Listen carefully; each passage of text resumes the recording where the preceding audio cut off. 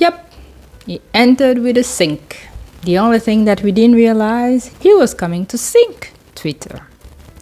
Hi guys, welcome back to the channel. I hope everybody's good. Today we're going to talk about Twitter, X as it's now called, and how everybody's pretty much running away from it. Well, everybody. Well, not everybody, but everybody, sort of. It's me, Mutahar, and I made a pretty good decision for myself, ladies and gentlemen.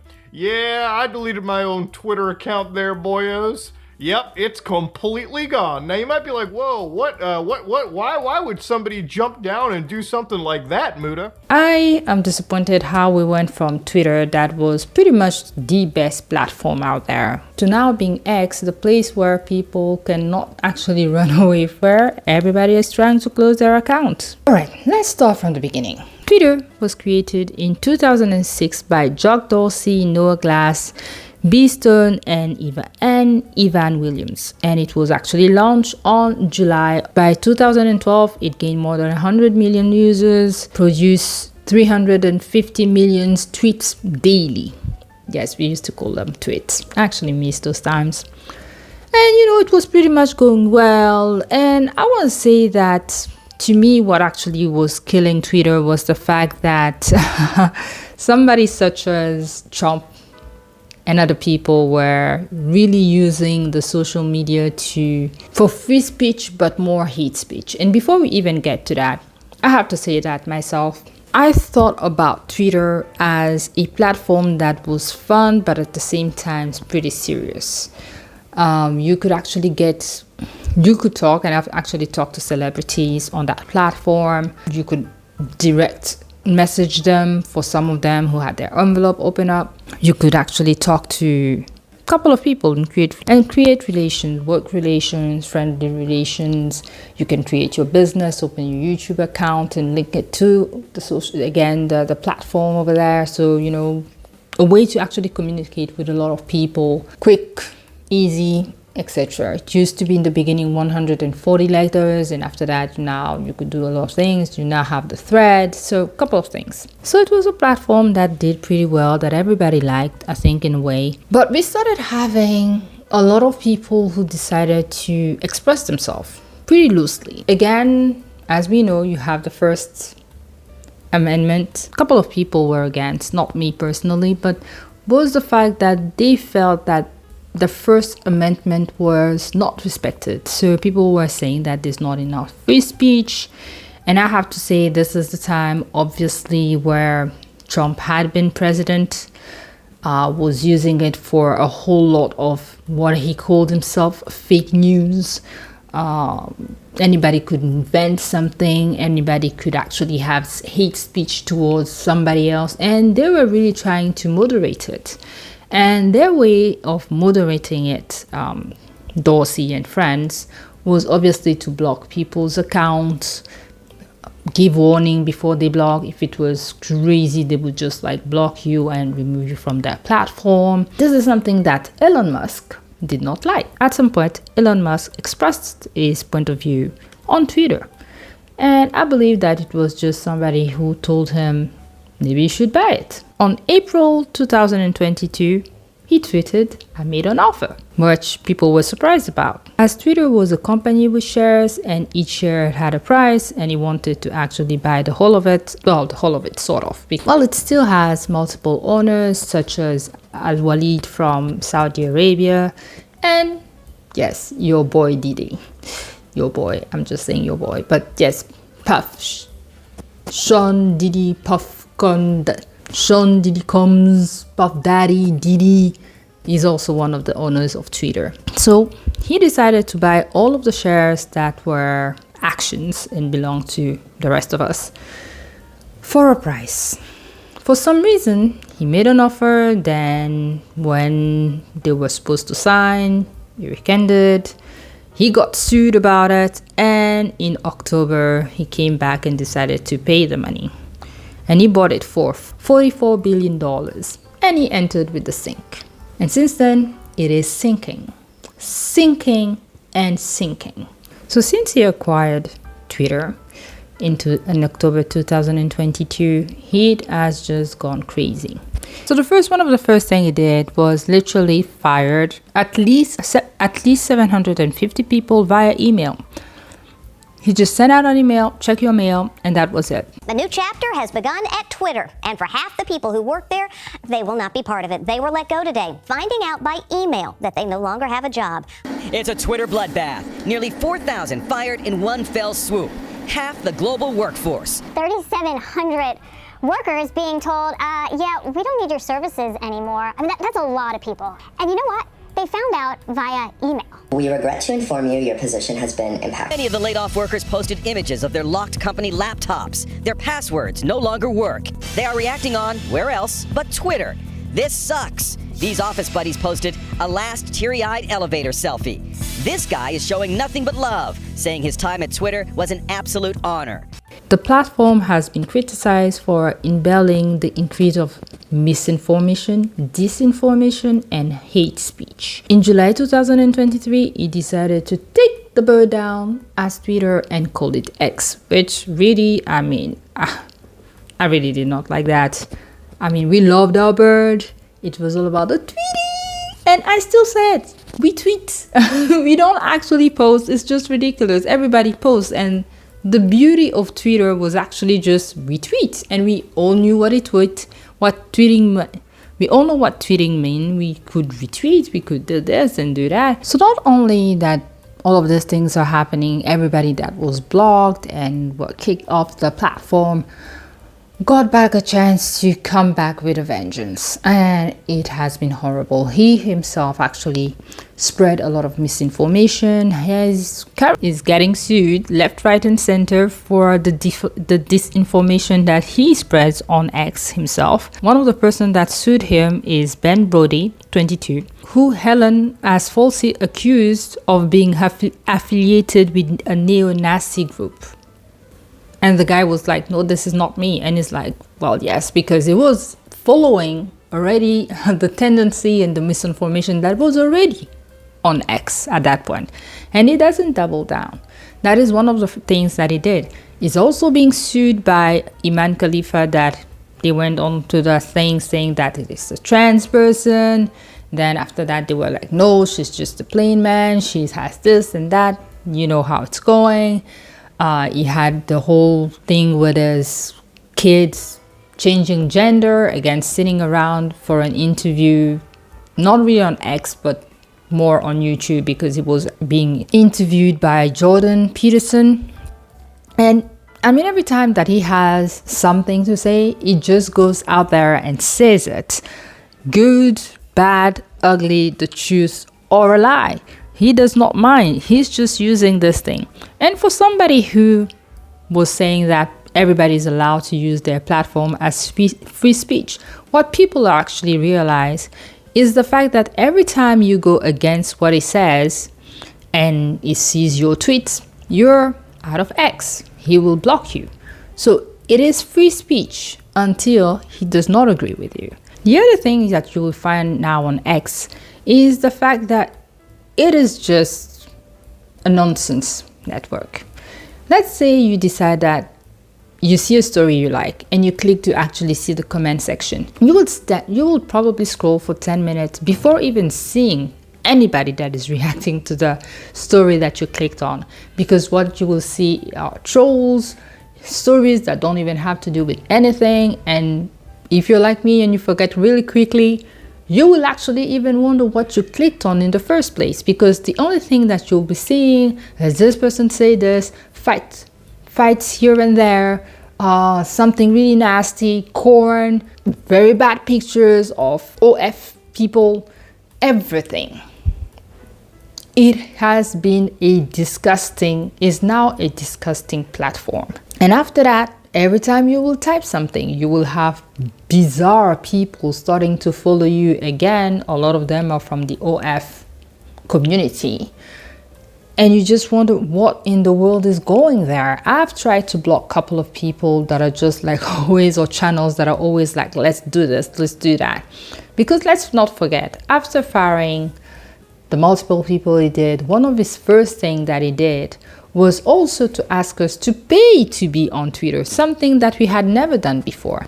He asked for $8 monthly to be on Twitter. At some point, while he said that, he told us that we would have 1 hour of Twitter time per day. And some of us were like, what? Because at that stage, we all still loved Twitter. These days, he can even give us like 24 hours. We won't use it. I don't use an hour of Twitter every day. Maybe in a week, I'll use, 15 minutes? And everybody was like kind of skeptical because all this was just too much. Today, you cannot send messages to anybody and everybody. If you click on a message and the person does not follow you and you don't follow the person, it will ask you to subscribe for the $8. So the connection that you could actually create, as it's called, social network, is no longer possible, or it's very difficult. If you're trying to meet new people to expand your business, or somebody's trying to talk to you and let's say you're a YouTuber but you're not following that person could never send you a DM because you're not following the person, without paying because you're not following the person, which is quite depressing. And again, you have this thing of the blue tick. The blue tick used to be for celebrities in entertaining business, in sports, presidents, all the people that work for the United Nations, very popular people, and maybe some bosses. Nowadays, for $8, you will get a blue tick. And because of that, a lot of real celebrities have also left the platform when he started doing this in the beginning. And from the time he took this company in 2022, October 2022 to September 2023, the platform had lost 15% of its users. And 18 of that 15% was in the US. According to Stat, X is losing millions, or around 3.7% of daily users. So it's not going well. And since he's now losing money, he's suing everybody. He's suing a law firm that actually helping to acquire Twitter. That law firm is Wachel, Lipson, Rosen, and Quartz. Sorry if I'm pronouncing this weirdly. For $90 million they charged to the company, and they think that it was excessive. This deal was signed over a year and a half ago. Why sue now? As the platform has degraded, advertisers do not actually want to be on X anymore. So his solution to that is just to sue. So he's suing a lot of the advertisers that are no longer willing to pay money, as he believes that they are boycotting X. And I can understand that. Again, if X has become a place of no morals, why would anybody wants to advertise over there? The other thing is we even now have people that are having their identity stolen for any sort of account. You have people that are using it for the Trump thing, so they take beautiful women and use their account for followers and say vote for Trump. They even alternate. The blue tick says that they know that you are that person. And that person just happened to find themselves not only on Twitter having the tick, it's not them, it's not their account, and their account is actually being used for all sort of craziness, corn, OF, Trump business. Models and social influencers in Europe have had their identities stolen in an attempt to influence the US presidential election. Dozens of them have discovered that their images have been used and in some cases manipulated to promote Donald Trump's re-election bid with fake MAGA accounts. She's also a professional model. Her image not only her identity, but her source of income, helping support her and her son.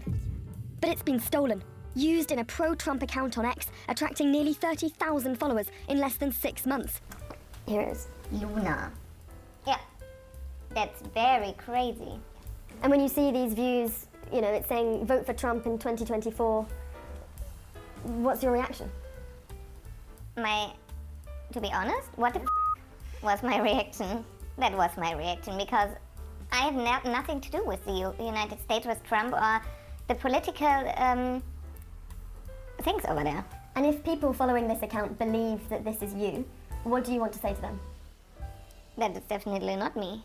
CNN found nearly 60 fake Trump-supporting accounts, and from these we identified nearly a dozen women, real women, from across Europe, from Denmark to the Netherlands, and as far away as Russia, whose identities are being used in accounts telling voters, American voters, to vote for Trump in the upcoming US election. And this one, Eva, she even has a verified blue tick, which is supposed to weed out fake accounts.